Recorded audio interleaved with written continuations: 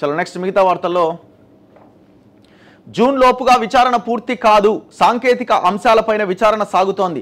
త్వరలో ఆర్థిక అంశాలు, అవకతవకలపైన దృష్టి, నష్టపరిహారంపైన ఫిర్యాదులు అందుతున్నాయి. అన్ని విషయాలు బయటకు వస్తాయి. Justice PC Ghosh. సమావేశానికి వస్తున్న జస్టిస్ పిసి ఘోష్, చిత్రంలో నీటిపారుదల శాఖ ప్రత్యేక కార్యదర్శి ప్రశాంత్ జీవన్ పాటిల్.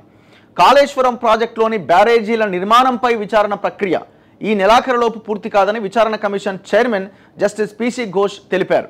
నయం ఇంకా మొన్న ఇదే ఈనాడు కాళేశ్వరం మీద విచారణను రాసింది. మనం ఆ రోజు క్వశ్చన్ చేసినాం గట్టిగా, ఇది కాళేశ్వరం మీద విచారణ కాదరా బాబు, కాళేశ్వరం ప్రాజెక్టులో భాగంగా నిర్మించిన మేడిగడ్డ, అన్నారం, సుందిల్ల ఈ 3 బ్యారేజీలకు సంబంధించిన విచారణ మాత్రమే. మేడిగడ్డ కుంగడానికి సంవత్సరం ముందు కొట్టకపోయిన బాహుబలి పంప్ హౌజ్ల విచారణ ఇందులో లేదు. మల్లన్న సాగర్, కొండపోచమ్మ సాగర్ విచారణ ఇందులో లేదు. కూలిపోయిన సొరంగాలు, టన్నెల్స్కి సంబంధించిన విచారణ ఇందులో లేదు. మెగా కృష్ణారెడ్డి ఇందులో లేడు. ఇది కేవలం 3 బ్యారేజీలకు సంబంధించింది అని మాట్లాడితే ఇగో ఇప్పుడు వీళ్ళు కాళేశ్వరం ప్రాజెక్టులోని బ్యారేజీల నిర్మాణంపై విచారణ ప్రక్రియని రాస్తున్నారు. సంతోషం. ప్రజల్ని తప్పుదో పట్టించొద్దు అని మనం చెప్తా ఉన్నాం. అందుకే సమగ్ర విచారణకి ఇంకా సమయం పడుతుంది. వాస్తవాలు తెలుసుకోకుండా పూర్తి నివేదిక ఇవ్వడం సాధ్యం కాదు. గడువు అంశాన్ని ప్రభుత్వం చూసుకుంటుంది. కాళేశ్వరం ఎత్తిపోతల్లోని మేడిగడ్డ, అన్నారం, సుందిల్ల బ్యారేజీలపైన జస్టిస్ పిసి ఘోష్ సోమవారం నుంచి ప్రత్యక్ష విచారణను ప్రారంభించారు. హైదరాబాద్లోని బీఆర్కే భవన్లోని కమిషన్ కార్యాలయంలో ఇంజనీర్లను విడివిడిగా విచారించే ప్రక్రియ చేపట్టారు.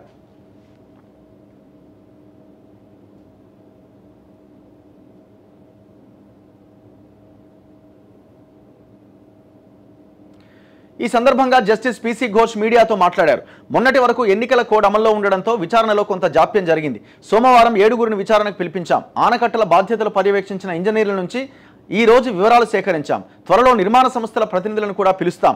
మంగళవారం విచారణకు రావాలని 18 మందికి నోటీసులు ఇచ్చాం. సాంకేతిక అంశాలపైన విచారణ జరుగుతోంది. ఇది పూర్తయ్యాక ఆర్థిక అంశాలు, అవకతవకలపైన విచారణ మొదలు పెడతాం. నా పాయింట్ ఒకటే అండి, నాకు అర్థం కాని విషయం ఏంటంటే టోటల్ కాళేశ్వరం మీద ఎందుకు విచారణ చేయరన్న దానికి ఒక్కడు సమాధానం చెప్పాడు. ఒక్క కాంగ్రెస్ ప్రభుత్వంలో ఉన్న ఒక్క నాయకుడి నోటి నుంచి అయినా కాళేశ్వరం ప్రాజెక్టు మీద ఎందుకు విచారణ జరగదు అని ఒక్కరు మాట్లాడరు. పోనీ అపోజిషన్ పార్టీలు ఏమైనా క్వశ్చన్ చేస్తారంటే వాళ్ళు కూడా క్వశ్చన్ చేయరు. ఎందుకు చేయరు మరి? పార్టీ అధ్యక్షుడు ప్రెస్ మీట్ పెట్టి కాళేశ్వరం మీద విచారణ జరగాలి అని ప్రెస్ మీట్ ఎందుకు పెట్టాడు? భారతీయ జనతా పార్టీ అధ్యక్షుడు. బీఆర్ఎస్ అధ్యక్షుడు ప్రెస్ మీట్ పెట్టి కేటీఆర్, వర్కింగ్ ప్రెసిడెంట్ కేటీఆర్ 3 బ్యారేజీల మీద ఎందుకే మొత్తం కాళేశ్వరం మీద విచారణ చేయాలి, చాలా అద్భుతంగా నిర్మించినామని ఆయన ఎందుకు ప్రెస్ మీట్ పెట్టాడు? మీడియా ఎందుకు మాట్లాడదు? మీడియా ఎందుకు ఒక్క వార్త రాయదు? ఎందుకు 3 బ్యారేజీల మీదనే విచారణ, మొత్తం ప్రాజెక్టు మీద విచారణ జరగాలని ఎందుకు మీడియాలో ఒక్కరు క్వశ్చన్ చేయరు? ఒక్కడన్నా ఏనాడన్నా ఒక మెగా కృష్ణారెడ్డి ఫోటో వేసిండ్రు ఎవడన్నా? ఏ పేపర్ వాడైనా, ఏ యూట్యూబ్ ఛానల్ అయినా ఇవాళ కేసీఆర్కి డబ్బా కొట్టే వాళ్ళు, ఇంకా మాలాంటి వాళ్ళ మీద మాట్లాడే వాళ్ళు ఒక్కడన్నా మెగా కృష్ణారెడ్డి ఫోటో చేసిండా? ఇప్పుడు విషయం ఏంటంటే నాకు ఎంత దుర్మార్గం అంటే మేడిగడ్డ కుంగడానికి 1 సంవత్సరం ముందే ఆ పంప్ హౌజులు మునిగిపోయినాయి. దాని మీద విచారణ లేదు. మన ఉత్తమ్ కుమార్ రెడ్డి గారు అవి ఇసుక బస్తాలెక్కి సుందిల్ల బ్యారేజీని సందర్శిస్తాడు. అంతకుముందు ముఖ్యమంత్రి రేవంత్ రెడ్డి పోయి సందర్శిస్తాడు. మరి పంప్ హౌజులు ఎందుకు చూడరా? ఆడ మెగా కృష్ణారెడ్డి కట్టిన పంప్ హౌజులు చూడడానికి మీకు ఎందుకు కళ్ళు వస్తలేవు? మీ అడుగులు ఎందుకు అటువైపు పోతలేవు? చాలా విచిత్రంగా ఉన్నది ఇది. అంటే జనాన్ని ఏ రకంగా మోసం చేస్తున్నారో దయచేసి అర్థం చేసుకోవాలి. సంవత్సరం ముందే మునిగినాయి పంప్ హౌజులు. బాహుబలి పంప్ హౌజులు అన్నాడు, మోటార్లు అన్నాడు. అవి 11 పెడితే 11కు 11 మునిగిపోయాయి. ఇప్పటికీ అందులో 6 మాత్రమే పనిచేస్తున్నాయి. మిగతా 5కు దిక్కు లేదు. అసలు ఎవరిని రాణిస్తలేడు. ప్రైవేట్ బౌన్సర్లను పెట్టిండు ఆడ మెగా కృష్ణారెడ్డి అనేది ఒక చర్చ ఉన్నది. మరి దాని మీద క్లారిటీ లేదు. ఎవరిని పోనీయరు. ఈ విచారణ మొత్తం బోగస్. నేను ముందు నుంచి చెప్తాను కదా, ఈ కాళేశ్వరంలో ఒక్కడిని అరెస్ట్ చేయరు, ₹1 వెనక్కి తీసుకురారు. ఇదంతా పెద్ద బోగస్. ఇది మొత్తం ఎల్ఎన్టీ చుట్టూ తిప్పుతున్నారు. మరి మెగా కంపెనీ చుట్టూ ఎందుకు తిప్పుతలేరు? మల్లన్న సాగర్ 50 టీఎంసీలు కట్టింది, అది భూకంప జోన్లో కట్టింది, మొత్తం అది ఖతం అయిపోతున్నారు నాయన. అది 6,000 కోట్లతో కట్టింది, అది పెద్ద బోగస్ అని అంటారు. దాని మీద ఎందుకు విచారణ చేయరు? దాకా కూడా అక్కర్లే. ఈ మేడిగడ్డ పక్కనే ఉన్న మేడిగడ్డ పంప్ హౌజ్ మునిగింది కదా, ఆ పంప్ హౌజ్ మీద ఎందుకు విచారణ చేయరు? ఒక్కరి దగ్గర నుంచి దీనికి ఆన్సర్ లేదు.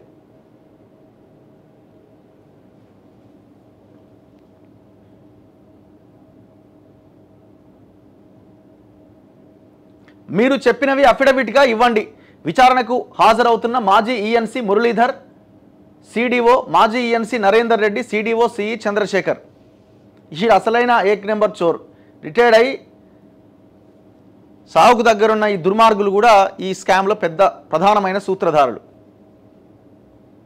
ఓ పీసీ ఘోష్ ప్రశ్నలు సంధించిందట, వాళ్ళు చెప్పిరట. ఏముండదండి, ఇదంతా పెద్ద బోగస్ విచారణ. ఎవడు ఏమన్నా అనుకోండి, ఎవరు ఏమన్నా మాట్లాడుకోండి, మేము ఇది జ్యుడిషియల్ కమిషన్ కదా ఇట్లా మాట్లాడతారని అనుకోవచ్చు. మీరు టోటల్ కాళేశ్వరం మీద విచారణ స్టార్ట్ చేస్తేనే అదొక విచారణ లాగా చూస్తారు. కేవలం 3 బ్యారేజీల మీద విచారణ అంటే అది పెద్ద బోగస్. ఇప్పుడు 3 బ్యారేజీలు కాకుండా మిగతావన్నీ ఏమైనా చక్కగా ఉన్నాయా? లేదు కదా. మరి వాటి మీద ఎందుకు విచారణ చేయాలన్నది ప్రశ్న. దానికి ఎవడు ఆన్సర్ చెప్పాలా?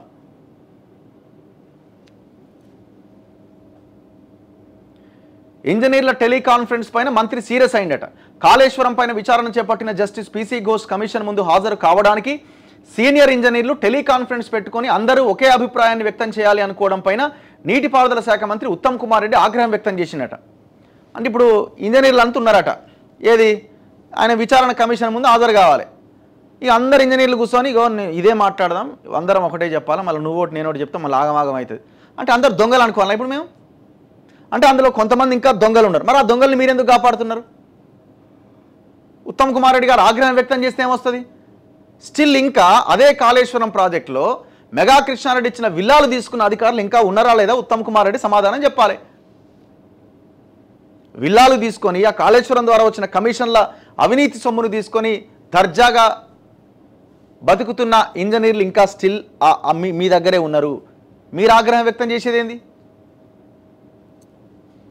వాస్తవాలు వెలుగులోకి రాకుండా చూసే ప్రయత్నంలో భాగంగానే ఇలా చేశారని, దీన్ని తీవ్రంగా పరిగణిస్తామని ఆయన హెచ్చరించినట్టుగా సమాచారం. ఈ టెలికాన్ఫరెన్స్ అంశం ప్రస్తుతం నీటిపారుదల శాఖలో చర్చనీయాంశంగా మారింది.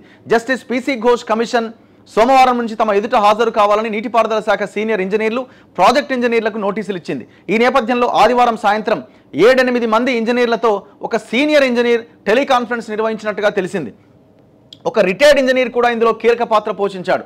అందరూ ఒకే మాట మీద ఉండాలని, ఒకరు చెప్పిన దాంతో మరొకరు విభేదించొద్దని, డిజైన్, O&M తదితర సమస్యల వల్ల జరిగినట్లు మాట్లాడవద్దని సూచించినట్టుగా తెలిసింది. అంటే డిజైన్ లోపం లేదని చెప్పాలన్నట. విచారణలో తదుపరి ఎలాంటి ఇబ్బంది రాకూడదని ఈ టెలికాన్ఫరెన్స్ నిర్వహిస్తున్నట్లు ఓ సీనియర్ ఇంజనీర్ పేర్కొన్నట్టుగా తెలిసింది.